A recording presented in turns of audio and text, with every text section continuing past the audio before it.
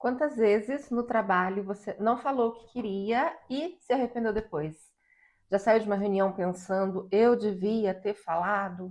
Concordou com decisão que claramente não fazia nenhum sentido? Tudo isso só para não gerar desconforto. Muita gente vai chamar isso de maturidade. Ah, essa pessoa sabe trabalhar em equipe, essa pessoa é fácil de lidar. E em parte pode até ser, mas existe uma linha onde isso deixa de ser colaboração e vira medo da reação do outro. Fica aqui que hoje eu vou falar de necessidade de aprovação e como isso afeta o trabalho. Vou falar com você liderado, vou falar com você líder e vou falar do papel da empresa nisso. Olha, uma coisa é querer ser reconhecido, outra é começar a moldar seu comportamento para evitar desaprovação. Quando isso acontece num time inteiro, o problema deixa de ser individual.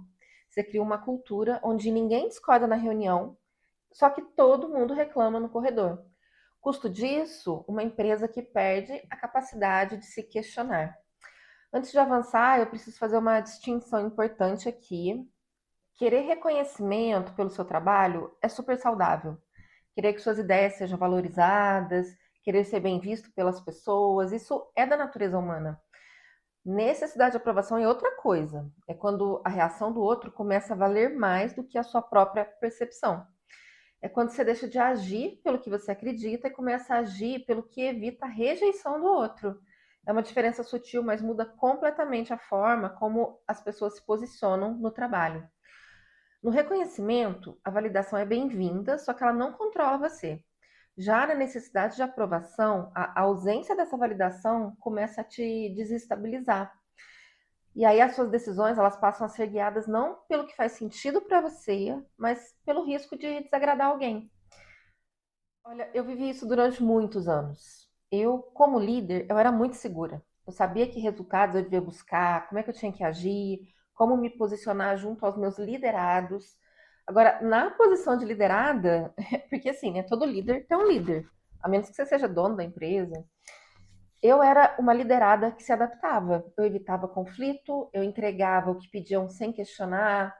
Eu ouvi várias vezes que eu precisava me posicionar, que eu precisava ser mais firme, mais segura. Eu tentava.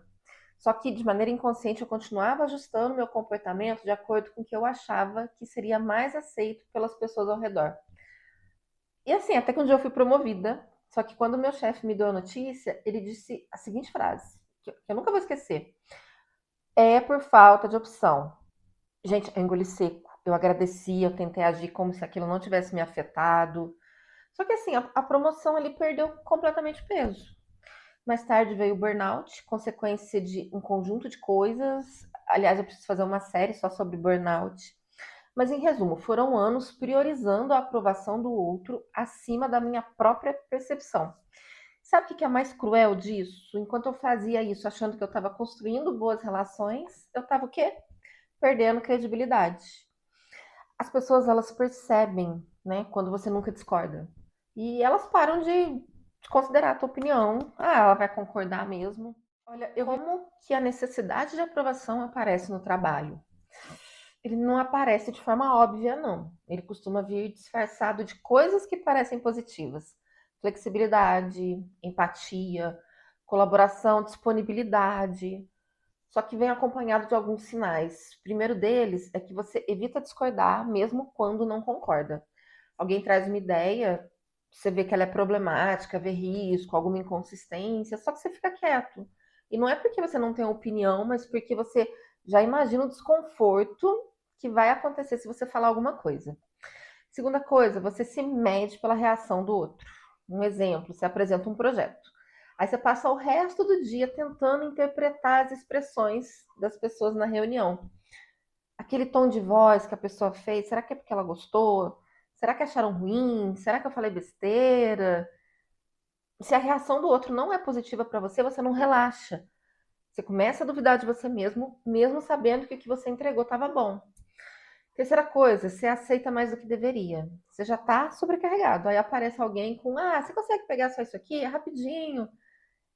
E aí, mesmo sabendo que você está super sobrecarregado, que você não consegue, você responde, claro. Só que não é porque você pode, é porque você não quer decepcionar. Quarto sinal, você suaviza muito o que você realmente pensa. Ao invés de ser incisivo, olha, isso não faz sentido. Você fala, por exemplo, olha, talvez a gente possa, me desculpe, mas e se? Você não está se omitindo, só que você não se posiciona de verdade, percebe? E tem um sinal um pouco mais silencioso. Depois que a conversa acaba, você fica remoendo. Você fica revisitando mentalmente o que você devia ter dito, imaginando respostas melhores, refazendo a reunião inteira na sua cabeça. Isso não é só perfeccionismo, muitas vezes é o sinal de que uma parte sua percebeu que você se anulou naquela situação. Gente, aí começa o problema mais sério, porque esse padrão ele tem custo. Como é que é no nível individual? Você perde voz. Você está presente nas reuniões, participa das conversas, se executa bem, só que você não influencia de verdade. E as pessoas elas aprendem que você dificilmente vai sustentar uma posição diferente da delas. Um outro custo é a sobrecarga. Você vai acumulando demandas, responsabilidades, aqueles conflitos não ditos, e vai levando tudo isso em silêncio para continuar sendo visto como uma pessoa fácil de lidar. Só que o corpo cobra. Muitas vezes ele vai te cobrar através de ansiedade, de insônia, aquela irritação constante, exaustão, vai culminar num burnout. Para a psicanálise, na psicanálise, esse sintoma ele não aparece do nada. Ele só vai surgir quando a pessoa já passou tempo demais tentando sustentar um lugar que ela já não cabe ali. Ela não consegue mais ocupar aquele lugar. E agora vamos falar no nível do time. Quando esse padrão se espalha dentro de uma equipe. Aos poucos o time vai aprender uma dinâmica. Quais opiniões que vão gerar aceitação? O que gera desconforto? Quais ações preservam a imagem? Quais têm um custo do espaço político? E aí começa uma adaptação coletiva. As pessoas vão parar de dizer o que pensam, elas vão dizer só o que parece seguro. O resultado é o quê? Uma equipe aparentemente alinhada, só que intelectualmente empobrecida. Sabe, não tem discordância real, não tem aquela tensão saudável, não tem espaço para questionamento. As decisões, elas não são refinadas, são decisões pobres. Elas deixam de ser confrontadas. Resumindo, necessidade de aprovação é uma dinâmica psíquica individual. A repetição coletiva disso leva ao empobrecimento da capacidade crítica da equipe. Quais ações da cultura da empresa não aparece do nada? De onde que ela vem? Ela vai emergir dessas micro interações e adaptações sociais do grupo. Janane, entendi, mas e agora? Pois é, entender o padrão é importante, mas isso não vai mudar só porque você entendeu. Primeiro passo, não é que você tem que virar alguém extremamente confrontador, não. Você tem que começar a perceber o momento exato em que você está abandonando a sua própria percepção, buscando a melhor reação do outro.